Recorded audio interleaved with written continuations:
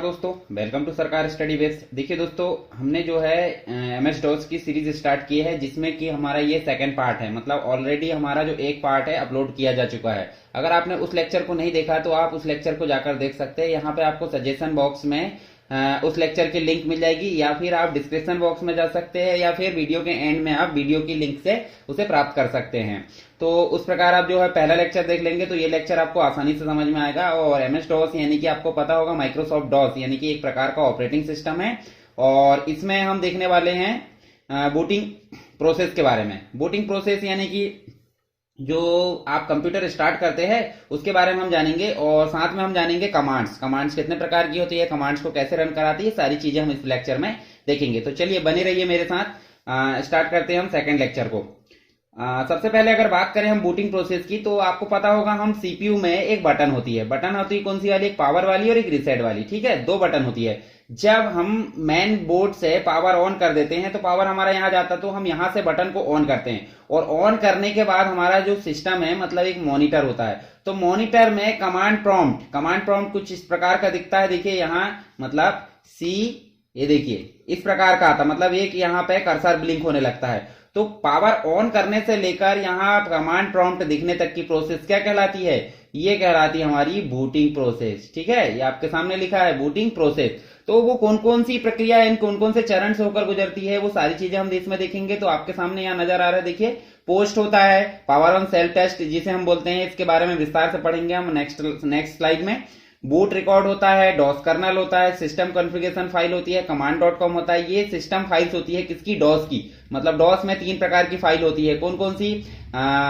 IO.sys मतलब IO.sys, और एक MS-DOS.sys होती है, और एक command.com होती है। तो तीन फाइल होती है, जिसमें से हम command.com के बारे में पढ़ेंगे, और फिर AutoEXE.batch फाइल होती है, उसके बारे में देखेंगे, और लास्ट में जो होता है हमारा डॉस कमांड प्रॉम्प्ट। मतलब पावर ऑन करने से लेकर इतनी सारी प्रोसेस होने के बाद जो डॉस प्रॉम्प्ट आता है, ये सारी प्रोसेस मिलकर बनती है हमारी बूटिंग प्रोसेस। तो पढ़ते हैं इसके बारे में एक एक करके हम। यहाँ देखिए पहला जो ऑप्शन हमारा पोस्ट।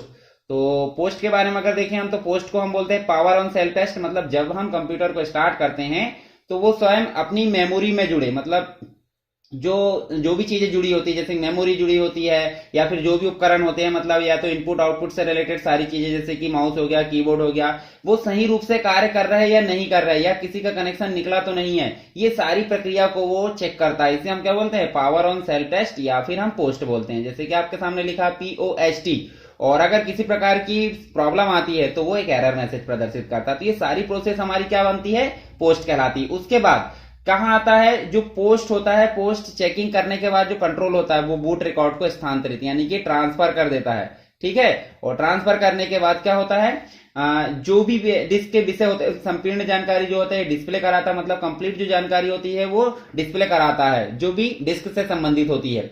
और जानकारी जो होती है डिस्क से सूचनाएं निकालने के लिए आवश्यक मानी जाती है। फिर बाद में क्या आता है? DOS colonel.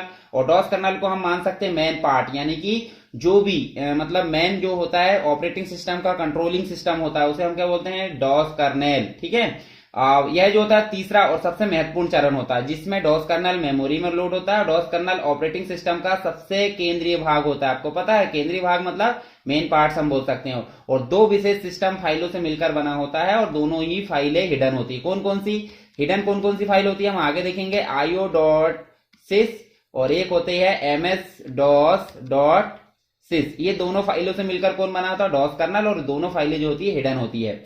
चलिए आगे देखते हैं। नेक्स्ट जो स्टेप होती है सिस्टम कॉन्फ़िगरेशन। सिस्टम कॉन्फ़िगरेशन मतलब सिस्टम की सारी सेटिंग जो होती है, उसकी इंटरनल सेटिंग, उसको चेक करता है, और अगर किसी प्रकार की प्रॉब्लम हो तो उसको भी देखता है। और सिस यानी कि सिस्टम एक ऐसी फाइल है जिसमें प्रयोगकर्ता मतलब जो यूजर होते हैं स्वयं अपनी आवश्यकता के अनुसार सिस्टम सेटिंग से संबंधित विभिन्न जो वैल्यूज होती है उसको निर्धारित कर सकता है। किसमें? सिस्टम फाइल में, जिसे हम बोलते हैं शॉर्ट में सिस। ठीक है, अब जो नेक्स्ट होती है command.com जो होती है पांचवा चरण है ये, और इसमें महत्वपूर्ण फाइल यानी कि कॉम मेमोरी में लोड होती है और डॉस की सभी इंटरनल कमांड इस फाइल के माध्यम से चलती है। कमांड दो प्रकार की होती है डॉस में, एक तो इंटरनल होती है और एक होती है एक्सटर्नल। ठीक है, ये दोनों कमांड जो होती है मतलब इंटरनल कमांड इसी command.com फाइल में रहती है, जो कि 5वां चरण है बूटिंग प्रोसेस का। अब बात करते हैं AutoEXE.batch की। तो इस चरण में command.com फाइल स्वयं ही AutoEXE.batch फाइल को ढूंढकर चलाता है और AutoEXE.batch फाइल जो होती है जिसके द्वारा हम सिस्टम की डेट, टाइम तथा विभिन्न प्रकार के जो सॉफ्टवेयर उसके पाथ यानी कि जो एड्रेस होता है उसको निर्धारित कर सकते हैं। किसके माध्यम से? AutoEXE.batch फाइल के माध्यम से। फिर बाद में आता है डॉस प्रॉम्प्ट, मतलब लास्ट स्टेज, जो बूटिंग प्रोसेस की लास्ट स्टेज होती है उसे हम बोलते हैं डॉस प्रॉम्प्ट। मतलब पावर ऑन करने से लेकर लास्ट डॉस प्रॉम्प्ट दिखने तक की प्रोसेस हमारी बूटिंग प्रोसेस कहलाती है। मतलब मॉनिटर पर अगर प्रॉम्प्ट आ जाता है तो समझ लीजिए कंप्यूटर मतलब कंप्यूटर स्टार्ट हो चुका है या डॉस मेमोरी में लोड हो चुका है। ठीक है, ये सारी जो स्टेप्स है इनको मिलाकर हम क्या बोलते हैं? बूटिंग प्रोसेस बोलते हैं। तो आपको समझ में आ गया होगा बूटिंग प्रोसेस क्या है। नॉर्मली आप याद रखिए कि अगर कंप्यूटर के बटन चालू करते हैं तो वहां से लेकर कमांड प्रॉम्प्ट दिखने तक की प्रोसेस, या फिर हम आज की डेट में बोले तो डेस्कटॉप दिखने तक की प्रोसेस क्या कहलाती है? बूटिंग प्रोसेस कहलाती है। देखते हैं आगे। देखिए, अगर आप कमांड प्रॉम्प्ट स्टार्ट हो चुका आपका, मतलब कंप्यूटर ऑन हो चुका, तो आपका कुछ इस प्रकार से देखिए, यहाँ इस प्रकार से दिखेगा कमांड प्रॉम्प्ट, यानी कि C:/user/ जो भी हमारा कंप्यूटर का नाम है या मेन फोल्डर का नाम है वो दिखने लगेगा और यहाँ डैश डैश चलने लगता है, यानी कि कमांड टाइप करने। और साथ में आपको ऑपरेटिंग माइक्रोसॉफ्ट विंडोज वर्जन भी दिखता है। फिर 2018 है, माइक्रोसॉफ्ट कॉर्पोरेशन जो भी है, मतलब उसके बारे में थोड़ी सी डिटेल यहाँ दिखाता है। यहाँ हम सारी, मतलब ये जो विंडो है इसको हम CUI बोलते हैं। CUI यानी कि कैरेक्टर यूजर इंटरफेस। ठीक है, अब अगर बात करें आज की डेट में तो अभी आ गया है GUI, यानी कि क्या आ गया है? Graphical user interface. ठीक है, जो कि माउस के द्वारा हम रन करते हैं। तो हम आगे देखते हैं। अब हम देखने वाले हैं बूटिंग के प्रकार। बूटिंग के प्रकार होते हैं, दो प्रकार की बूटिंग होती है, एक तो कोल्ड बूटिंग होती है और एक वार्म बूटिंग होती है। तो कोल्ड मतलब एक तरीके से हम बोल सकते हैं जब हम कंप्यूटर को कंप्लीटली शट डाउन करते हैं और जब स्टार्टिंग पॉइंट से, मतलब पावर ऑन करने के बाद जो ऑन करते हैं, यानी कि स्टार्ट बटन के द्वारा जब हम ऑन करते हैं तो उसे हम बोलते हैं कोल्ड बूटिंग। और वार्म बूटिंग जो होती है, मतलब मेन स्विच से जब हम ऑन करेंगे हम उसे बोल देंगे कोल्ड बूटिंग। और अगर वार्म बूटिंग वो होती है जब हम चलते चलते कंप्यूटर अगर स्लो हो जाता है तो हम क्या करते हैं? Control CTRL plus ALT plus delete, मतलब तीन की के माध्यम से हम क्या करते हैं? डिलीट करते हैं। या फिर आप एक और चीज बोल सकते हैं, जो बड़ी बटन होती है, बड़ी बटन के नीचे एक छोटी बटन होती है जिसे हम रीसेट के बटन बोलते हैं। या तो आप control plus ALT plus delete की दबाओ तो रीस्टार्ट होगा, और या फिर आप ये छोटी बटन को, रीसेट बटन को दबाओ तो रीस्टार्ट होगा। तो रीस्टार्ट जब होता है कंप्यूटर उसे हम बोलते हैं वार्म बूटिंग। तो आप समझ गए होंगे दो booting, cold booting main switch से ऑन करने पर, और रीस्टार्ट बटन की बटन दबाकर अगर ऑन करते हैं, रीस्टार्ट करते हैं तो उसे वार्म बूटिंग बोलते हैं। ठीक है, तो यहां हम देख सकते हैं, देखिए जो कंप्यूटर को बूट करने के लिए MS-DOS में 3 फाइलें होती है। MS-DOS.sys IO यानी कि इनपुट आउटपुट .sys और command.com, इनका होना अत्यंत आवश्यक होता है। उनमें दो जो फाइल होती है, पहली वाली यानी कि MS-DOS.sys और IO.sys, ये जो होती है दोनों हिडन होती है, मतलब छुपी हुई होती है। और एक जो फाइल होती है ये नहीं, मतलब ये हिडन नहीं होती है। अब आगे देखते हैं हम इन तीनों फाइल के बारे में। तो सिस्टम फाइल्स इन्हें बोला जाता है, यानी कि ये जो होती है प्रमुख फाइलें होती है जिनसे मिलकर डॉस ऑपरेटिंग सिस्टम बना होता है। डॉस की सिस्टम फाइलें कहलाती है और ये फाइलें कुछ विशेष कार्य जैसे कि बूटिंग प्रक्रिया को कंप्लीट कराती है, इनपुट आउटपुट डिवाइसेस को निर्धारित करती है, उनको मैनेज करने का काम करती है, इंस्ट्रक्शंस को मेमोरी में लोड करने का काम करती है, स्टोरेज डिवाइस को मैनेज करने के सारे काम जो होती है तीनों फाइल करती है। कौन कौन सी 3 प्रकार की फाइल हमारी होती है? IO.sys, MS-DOS.sys, command.com। अब तीनों फाइलों के बारे में थोड़ी थोड़ी डिटेल हम देख लेते हैं। तो सबसे पहले बात करते हैं IO.sys और MS-DOS.sys। दोनों फाइल के बारे में अगर देखें तो दोनों होती है हिडन, मतलब छुपी हुई होती है।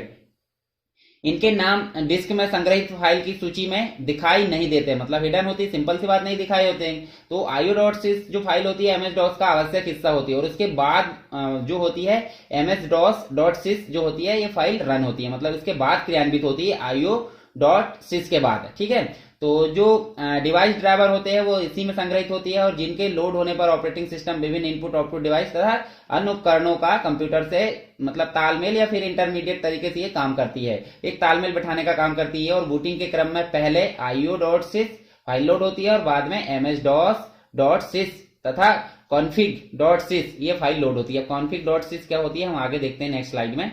अब बात करते हैं नेक्स्ट जो सिस्टम फाइल होती है command.com। तो command.com जो होता है एक कमांड इंटरप्रेटर प्रोग्राम फाइल होती है जिसमें डॉस के सभी आंतरिक निर्देश होते हैं। आंतरिक यानी कि इंटरनल कमांड होती है, ठीक है। इंटरनल कमांड हम आगे प्रैक्टिकल करके देखेंगे कौन कौन सी होती है सारी चीजें।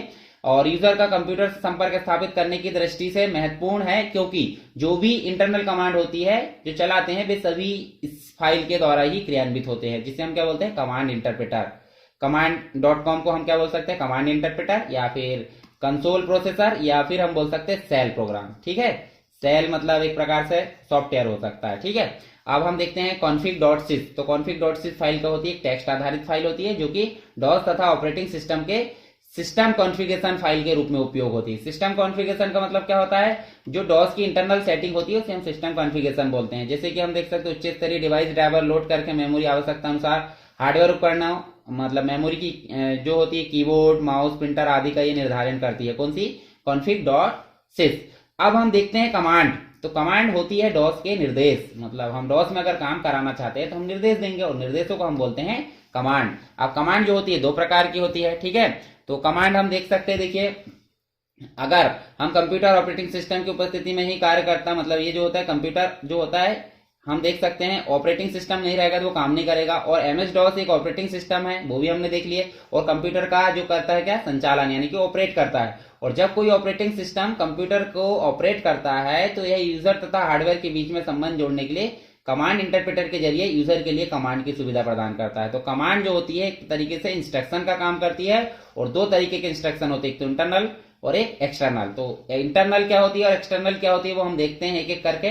तो इंटरनल कमांड हम देख सकते हैं डॉस इंस्टॉल होने के बाद वो उसमें मौजूद रहते हैं मतलब उसके साथ में इनबिल्ट होते हैं और यह कमांड बूटिंग के साथ ही स्वतः मेमोरी में स्टोर हो जाते हैं, मतलब इनको अलग से इंस्टॉल नहीं करना पड़ता है। यह भी कमांड जो कॉम फाइल में कॉम प्रोग्राम फाइल में संकलित यानी कि स्टोर होते हैं और इसलिए ये कमांड सदैव उपलब्ध होते हैं जब भी क्रियान्वित कर सकते हैं, मतलब जब तक हम क्रियान्वित करते हैं। तो मुख्य रूप से जो होती है MD dir cd copy type rename इत्यादि ये बहुत सारी जो कमांड होती है वो किसमें होती है इंटरनल कमांड के रूप में होती है। अब जैसे अगर बात करें हम dir की तो dir जो होती है डायरेक्टरी देखने का काम करती है। तो सबसे पहले हम देखते हैं कि जो कमांड है वो कैसे रन कराते हैं। तो सबसे पहले आप स्टार्ट बटन दबाते हैं, स्टार्ट बटन दबाओगे तो आप क्या लिखोगे cmd। अगर आपका कंप्यूटर विंडो 8 है विंडोज 7 है या फिर कोई भी ऑपरेटिंग सिस्टम है तो आप कमांड या तो आप cmd लिखिए या फिर कमांड प्रॉम्प्ट लिखिए या फिर आप cmd कुछ भी लिखिए, आप डॉस प्रॉम्प्ट लिख सकते हैं कमांड प्रॉम्प्ट लिख सकते हैं। और ऐसे देखिए आपको एक ब्लैक विंडो नजर आ रही है, इसको क्लिक करेंगे हम तो देखिए हमारे सामने डॉस की जो एनवायरमेंट है यानी कि डॉस का जो प्रॉम्प्ट है वो ओपन हो चुका है। तो सबसे पहली बात क्या कर रहा है हम एक एक करके रन करा के देखते जाते हैं। जैसे सबसे पहले बात कर रहा है dir की, तो dir अगर रन कराएंगे तो dir जैसे रन कराए तो डायरेक्टरी का नेम जो भी हमारे अंदर मतलब जो हमारे फोल्डर है उसके अंदर जितनी भी डायरेक्टरी बनी हुई है उनके नाम दिख रहा है। देखो 3D ऑब्जेक्ट कॉन्टैक्ट डेस्कटॉप, उसके बाद वॉल्यूम जो डॉक्यूमेंट है डाउनलोड्स है फेवरेट है लिंक म्यूजिक ये सारी डायरेक्टरी और कब बनी वो भी दिख रहा है, ठीक है। अगर मान लो मैं इसको क्लियर कराना चाहता हूं, क्लियर कैसे कराएंगे cls जो होती है पूरी स्क्रीन को क्लियर कराने का काम होती है। तो दो कमांड हमने देख ली कौन कौन सी, एक तो dir जो होती है आप देख सकते हैं, देखिए dir यह कमांड किसी डायरेक्टरी में फाइल्स और सब डायरेक्टरी की सूची यानी कि लिस्ट को प्रदर्शित करने का काम करती है। और अगर सिंटेक्स की बात करें तो कभी भी आप एग्जाम में अगर लिखना है तो सिंटेक्स कैसे लिखोगे, सिंटेक्स का मतलब होता है प्रारूप और प्रारूप का मतलब एक स्ट्रक्चर बोल सकते हैं। तो सी हम लिखते सी तो हमारे सामने लिखा ही होता है, सी जो कॉलन होता है और ये वाली ये चीजें हमारे सामने लिखी होती है, सिर्फ हमको क्या लिखना होता है dir और dir जैसे लिखे तो नीचे हमको लिस्ट प्रदान कर दी जाती है। तो आप सिंटेक्स ऐसे लिख सकते हैं, अगर डायरेक्टरी दिखाना डायरेक्टरी का नाम भी आप लिख सकते हैं और एग्जाम्पल आप इस प्रकार लिख सकते हैं। अब हम देखते हैं md यानी कि मेक डायरेक्टरी। और तो क्या है इसका सिंटेक्स आप देख सकते हैं, सिंटेक्स है सी, ये देखो सी प्रॉम्प्ट है हमारे सामने और फिर md लिखे और डायरेक्टरी का नाम। तो डायरेक्टरी का नाम हम कुछ भी दे सकते हैं। देखिए हम यहाँ रन कराते हैं, जैसे मान लो मैं यहाँ सरकार स्टडी बेस के अंतर्गत एक डायरेक्टरी बनाना चाहता हूँ परंतु इसके अंदर नहीं बनाकर मैं वापस आता हूँ। तो cd जो कमांड होती है मतलब आगे हम देखेंगे cd कमांड के बारे में। तो cd कमांड में टाइप करता हूँ, ये देखिए बैकस्लैश लगाया, ये देखिए एंटर करा तो हम रूट डायरेक्टरी में आ गए। रूट डायरेक्टरी मतलब सी और यहाँ मैं बनाता हूँ एक md करके क्या यहां बना दिया मैंने एक डायरेक्टरी जिसका नाम है, हम बना देते हैं, ये देखिए edu। edu नाम से एक डायरेक्टरी बनाया मैंने, बन गई क्या। अब हम dir करके लिस्ट अगर देखेंगे तो आपके सामने देखिए ये edu करके एक डायरेक्टरी दिख रही है, ये देखिए edu करके एक डायरेक्टरी दिख रही है। तो इस नाम से बन गई है और कब बनी है, 8:03 पर बनी है, मतलब आज की डेट में दिख रहा है। तो हम इसके अंदर जाना चाहते हैं तो cd स्पेस क्या देंगे, edu। तो देखिए cd का प्रयोग दो तरीके से हो गया है। एक तो देखिए हमने cd का प्रयोग यहां पे करे हैं तो डायरेक्ट हम रूट डायरेक्टरी में आ गए, किसके साथ, cd/, ठीक है। तो हम इसका प्रयोग करके रूट डायरेक्टरी में आ गए। दूसरी cd का प्रयोग कर रहे हैं हम, cd स्पेस डायरेक्टरी नेम, तो हम अगर एंटर करेंगे तो उसके अंदर चले जाएंगे। तो आपको पता क्या चला, अगर बैकस्लेस लगाते हैं cd के बाद तो डायरेक्ट रूट डायरेक्टरी में जाएंगे, और अगर cd के बाद अगर डायरेक्टरी नेम लिखते हैं तो हम उसके अंदर चले जाएंगे। बस कंडीशन क्या है कि वो डायरेक्टरी बनी होनी चाहिए। तो हम edu के अंदर चले गए। अब एक और डायरेक्टरी बनाते हैं, एक हार्डवेयर की बना लेते हैं, हार्डवेयर नाम की एक डायरेक्टरी बनाए, और एक और md करके हम सॉफ्टवेयर नाम की डायरेक्टरी बना लेते हैं। अब हमको पता कैसे चलेगा कि डायरेक्टरी बन गई, तो हम dir करेंगे और देख लेंगे। देखिए dir करें तो हार्डवेयर नाम की बन गई और एक सॉफ्टवेयर नाम की। तो हम cd करके किसके अंदर चले जाएं, सॉफ्टवेयर के अंतर्गत चले गए, ठीक है। तो आप dir करेंगे तो हमारे सामने कुछ भी नहीं है, क्योंकि सॉफ्टवेयर के अंदर खाली चीज है। तो हम क्या करेंगे, यहाँ पे हम एक तरीके से यहाँ एक फाइल बना लेते हैं। तो फाइल बनाने के लिए कॉपी स्पेस कॉन, ये देखिए कॉपी स्पेस कॉन, और फाइल का नाम क्या लिख दें, हम लिख देते हैं study.txt। आपको पता होगा नोटपैड की फाइल का एक्सटेंशन होता है। तो हमने एंटर करे, देखिए हमारे सामने आ गया है। हम लिख देते हैं सरकार स्टडी बेस्ड एजुकेशन, ये देखिए हमने लिख दिए, और यहां हम नीचे लिख देते हैं कुछ और एक दो लाइन, है ना, ये लिख दिया हमने। अब मैं इसको सेव कराना चाहता हूं, मतलब ये जो फाइल है कब तक यहां से कर्सर नहीं जाएगा, मतलब रूट डायरेक्टरी में कब तक कर्सर नहीं आएगा, जब तक कि हम कंट्रोल जेड ना दबाए। अगर हम कंट्रोल के साथ जेड दबाते हैं और एंटर की प्रेस करते हैं तो देखिए यहाँ नीचे आपको मैसेज आ गया 1 फाइल कॉपी, ठीक है। तो आपकी फाइल सेव हो चुकी है। अब हम देखने के लिए प्रयोग करेंगे टाइप कमांड। टाइप कमांड जो होती है कंटेंट को देखने का काम करती है, ठीक है, और dir कमांड डायरेक्टरी को देखने का काम करती है। तो हमने बनाए थे study.txt के नाम से। तो एंटर करेंगे, देखिए आपका कंटेंट दिख रहा है। चलिए आगे बढ़ते हैं। यहाँ पे हम ये हमारी स्लाइड में हमने देखिए dir देख लिए हैं, md बनाना देख लिए हैं, md यानी कि मेक डायरेक्टरी, cd देख लिए। तो cd में एक चीज और रह गई, कौन सी, cd dot dot. cd dot dot का मतलब क्या होता है, एक एक डायरेक्टरी के पीछे आना। तो हम अभी कहाँ हैं, edu के अंतर्गत सॉफ्ट में। तो अगर मैं cd लिखकर डॉट डॉट लगाता हूं तो देखिए डायरेक्ट रूट डायरेक्टरी में ना आकर एक स्टेप वापस आया, ठीक है। तो इसे हम क्या बोलेंगे, एक एक स्टेप वापस आना। एक एक स्टेप वापस आने के लिए हमने क्या लिखे, cd डॉट डॉट। तो ये चीज भी हमारी क्लियर हो चुकी है, ठीक है। अब आगे बढ़ते हैं नेक्स्ट कमांड। तो rd कमांड जो होती है डायरेक्टरी को रिमूव करने के लिए। तो rd कैसे लिखेंगे, सिंटेक्स आपको पता है, आपको सिंटेक्स में rd और डायरेक्टरी का नाम लिखना है। तो rd जिस डायरेक्टरी को डिलीट करना है वो डायरेक्टरी का नाम, कंडीशन है कि वो डायरेक्टरी खाली होनी चाहिए और उसके बाहर हम होना चाहिए। मान लो हमने edu के अंतर्गत है और edu के अंदर दो डायरेक्टरी बनी हुई है, कौन कौन सी, एक हार्डवेयर और एक सॉफ्टवेयर। dir करके देख लो, ये देखिए एक हार्डवेयर और एक सॉफ्टवेयर। सॉफ्टवेयर के अंतर्गत हमने कुछ चीजें बनाकर रख दी हैं, तो हम हार्डवेयर को डिलीट कर देते हैं। तो डिलीट करने के लिए rd और rd लिखे, यानी कि रूट रिमूव डायरेक्टरी, और ये हार्डवेयर लिखे और एंटर करें। देखिए हमारी डायरेक्टरी डिलीट हुई कि नहीं, कैसे पता चला, यहाँ आपको ओनली सॉफ्टवेयर दिख रहा है, हार्डवेयर डिलीट हो गई क्योंकि हमने rd कमांड चला दिया। तो हार्डवेयर नाम की जो डायरेक्टरी है वो डिलीट हो चुकी है, मतलब हमारी जो ये कमांड है वो भी एग्जीक्यूट हो गई।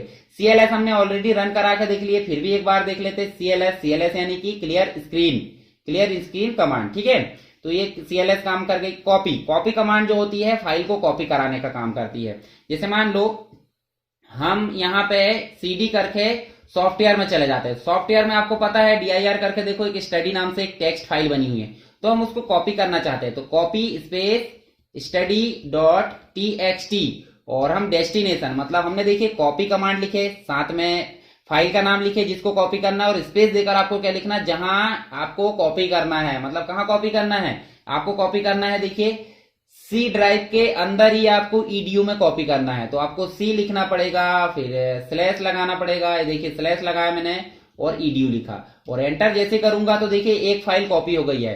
तो अगर हम देखना चाहते हैं कि वो फाइल है तो हम क्या करेंगे, cd डॉट डॉट करके एक स्टेप वापस आया और ईडीयू में हमने फाइल कॉपी करे तो dir करके आप देख लो, देखिए study.txt के नाम से आपकी फाइल मिली है। तो मतलब कॉपी कमांड हमने रन कराकर देख ली है। ठीक है, आप देखते हैं कॉपी कौन हमने देख ली है, टाइप कमांड भी हमारी हो चुकी है। उसके बाद डेल कमांड देख लेते हैं। डेल कमांड जो होती है फाइल को डिलीट करने के लिए, तो हम इसके अंदर देखिए dir करके देखो एक फाइल बनी हुई है, मतलब dir अगर हम करके देखेंगे तो हमारी स्टडी के नाम से एक फाइल बनी है। तो हम del और study.txt नाम से एंटर जैसे करेंगे हम तो हमारी फाइल डिलीट हो गई। कैसे पता चला? dir करके देखो, आपके मतलब जो ईडीओ है उसके अंदर सिर्फ डायरेक्टरी दिख रही, ना कि फाइल दिख रही। तो ये देखिए हमारी डेल कमांड भी एग्जीक्यूट हो गई। अब रीनेम करके देखते हैं। तो रीनेम कैसे करोगे? रीनेम का मतलब होता है अगर हम किसी फाइल का नाम चेंज करना चाहते हैं या डायरेक्टरी का नाम, तो हम सीडी करेंगे, पहले सॉफ्टवेयर के अंदर चले जाते हैं, सॉफ्टवेयर के अंदर जो फाइल है उसको चेंज करेंगे। तो dir करके देखो study.txt है, हम उसको कर देते हैं education.txt। ठीक है, तो आपको करना पड़ेगा REN, फिर आपको पुरानी फाइल का नाम लिखना पड़ेगा। तो पुरानी फाइल का नाम हमारा study.txt स्पेस देकर नई फाइल का नाम, यानी कि उसी फाइल का नाम आप क्या करना चाहते हैं, education.txt।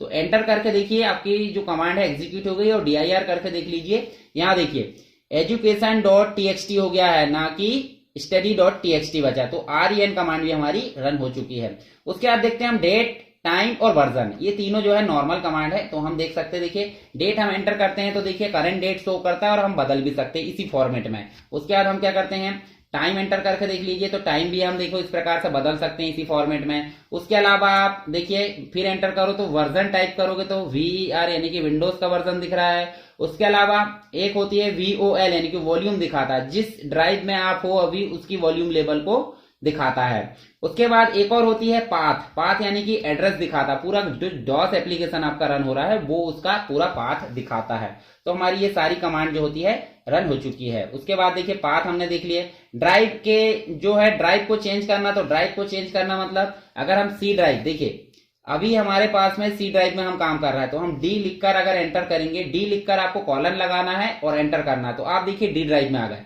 फिर से आप सी ड्राइव में जा सकते हैं। ठीक है, उसके बाद आप क्या करोगे, अगर आप एग्जिट लिखते हो तो एग्जिट लिखने के बाद आप देखो डॉस को बंद कर सकते हैं। तो हमारी ये कमांड भी एग्जीक्यूट हो गई है। अब बात करते हैं एक्सटर्नल कमांड की। तो एक्सटर्नल कमांड जो होती है सिस्टम में इंस्टॉल करना पड़ता है, मतलब अलग से इंस्टॉल करना पड़ता है। इसमें रहती है क्या? नहीं रहती है। ठीक है, मतलब फ्लॉपी डिस्क या हार्ड डिस्क से इनको स्टोर करना पड़ता है, उसमें स्टोर होती है और उसको एग्जीक्यूट किया जा सकता है। तो कौन कौन सी हो सकती है, जैसे कि नॉर्मली फॉर्मेट देख सकते हैं हम, ये देखिए मतलब पार्टीशन टेबल में अगर प्रॉब्लम हो गई है तो ट्रैक और सेक्टर बनाने के लिए हम फॉर्मेट करते हैं, प्रिंट करने के लिए, बैकअप लेने के लिए, हेल्प के लिए, डिस्क की कॉपी के लिए, डिस्क ट्री स्ट्रक्चर देखने के लिए। तो ये अलग अलग कमांड होती है, हम देख लेते हैं थोड़ा, हालांकि इनको रन नहीं करा सकते हम, इनको थोड़ा डिस्क्रिप्शन बस देख लेते हैं। तो पहले बात करते हैं लेवल कमांड की। तो लेवल मतलब जो ड्राइव का लेवल होता है, सीरियल नंबर होता है, उसको देखने के लिए हम इस कमांड का प्रयोग करते हैं। और आपको पता है, देखिए एक्सटेंशन आप इस प्रकार लिख सकते हैं और उसका एग्जांपल आपको देखियो, लेवल तो आपको लिखना ही पड़ेगा, साथ में आपको ड्राइव का नाम। अगर फ्लॉपी चलाते हैं आप तो ए ड्राइव लिखो, और अगर हार्ड डिस्क चलाते हैं तो सी ड्राइव से स्टार्ट होती है। आपको पता भी दिया हूं मैंने कि सी ड्राइव क्यों स्टार्ट होती है, मतलब जो हार्ड डिस्क के पार्टीशन होते हैं सी ड्राइव से क्यों स्टार्ट होते हैं, और ए और बी क्यों नहीं होते, ये सारी चीज हमने पिछले लेक्चर में पढ़ चुके हैं। ठीक है, ट्री कमांड जो होती है ट्री स्ट्रक्चर दिखाने का काम करती है। तो ट्री कमांड हम चलाकर देख सकते हैं, देखिए हालांकि बहुत देखिए बहुत लंबी प्रोसेस चलेगी। ट्री अगर एंटर करेंगे तो देखिए बहुत सारी चीज यहाँ पे उनने ट्री स्ट्रक्चर में दिखाया। तो आपको पता है ट्री स्ट्रक्चर का मतलब होता है ट्री आकार में दिखाना किसी भी फाइल और सब डायरेक्टरी को। ठीक है, उसके बाद जो नेक्स्ट कमांड होती है हमारी CH के DS के, यानी कि डिस्क को चेक करने के लिए होती है, डिस्क में कोई प्रॉब्लम तो नहीं है। प्रिंट करने के लिए इस कमांड का प्रयोग करते हैं, प्रिंट का। डिस्क की कॉपी अगर करना है, ए जो फ्लॉपी है उसको बी में करना है, तो हम क्या करेंगे, यहाँ डिस्क की कॉपी मतलब डिस्क कॉपी नाम से कमांड चला सकते हैं। साथ में इसके अलावा अगर हम कंपेयर करना चाहते हैं ए फ्लॉपी और बी फ्लॉपी में, तो हम कर देंगे डिस्क कॉम्प। तो हम यहाँ देखिए डिस्क कॉम्प लिखे, फर्स्ट ड्राइव का नाम, सेकंड ड्राइव का नाम, नॉर्मली है, देखिए आप सिर्फ एक बार पढ़ लेंगे तो समझ में आ जाएगी। ठीक है, सिस कमांड जो होती है एक तरीके से क्या होती है, सिस्टम मतलब बूटेबल डिस्क का निर्माण करने के लिए इसका प्रयोग करते हैं। बूटेबल डिस्क का मतलब होता है अगर आपकी जो डीवीडी है फॉर्मेट करने यानी कि सिस्टम को बूट करने योग्य नहीं है, तो उसका निर्माण करने के लिए इस कमांड का प्रयोग हम करते हैं। हेल्प कमांड भी है इसके साथ में, देखिए यहाँ हेल्प कमांड आपको दिख रही है, मतलब किसी प्रकार की डॉस से संबंधित सहायता के लिए इस कमांड का हम प्रयोग कर सकते हैं। फिर देखते हैं एट्रीब्यूट देखना है, मतलब किसी फाइल का नाम, उसकी लोकेशन, उसका साइज, उसका टाइप कैसा, ये सारी चीजें हम एट्रीब्यूट यानी कि उसके गुण देखने के लिए हम एट्रिप कमांड का प्रयोग करते हैं।